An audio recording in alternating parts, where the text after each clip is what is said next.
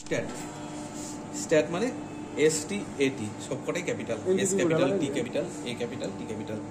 স্ট্যাটের full form হলো short turnaround time, মানে একটা স্যাম্পল রান করতে আমার কতটা টাইম লাগছে।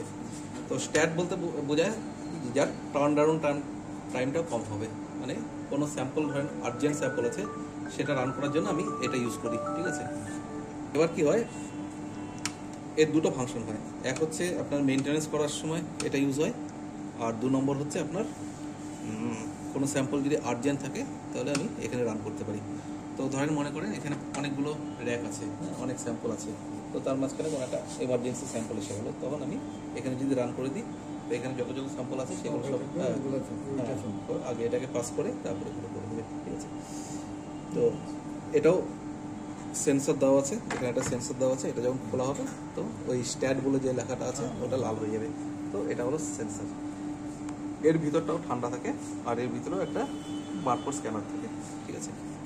এটা হলো সেই বারকোড স্ক্যানারটা। তো স্যাম্পল দেওয়ার জন্য এখানে টোটাল 22 পজিশন দেওয়া আছে, এই যে নাম্বার 19, 20, 21 থেকে স্টার্ট হচ্ছে। তো এই পজিশনগুলো হচ্ছে আপনার, বাইরের পজিশনগুলো হচ্ছে স্যাম্পল দেওয়ার জন্য, আর ভিতরে যে টিউবগুলো রেখেছে এগুলো হচ্ছে মেনটেনেন্সের জন্য আমার ইউজ হয়। ডেইলি মেনটেনেন্স, উইকলি মেনটেনেন্সের সময় যে যে সলিউশনগুলো লাগে সেই সলিউশনগুলো আমরা এই সব জায়গায় দিয়ে দিই, ঠিক আছে। এখানে কি সব রকমের টিউব দেওয়া যাবে?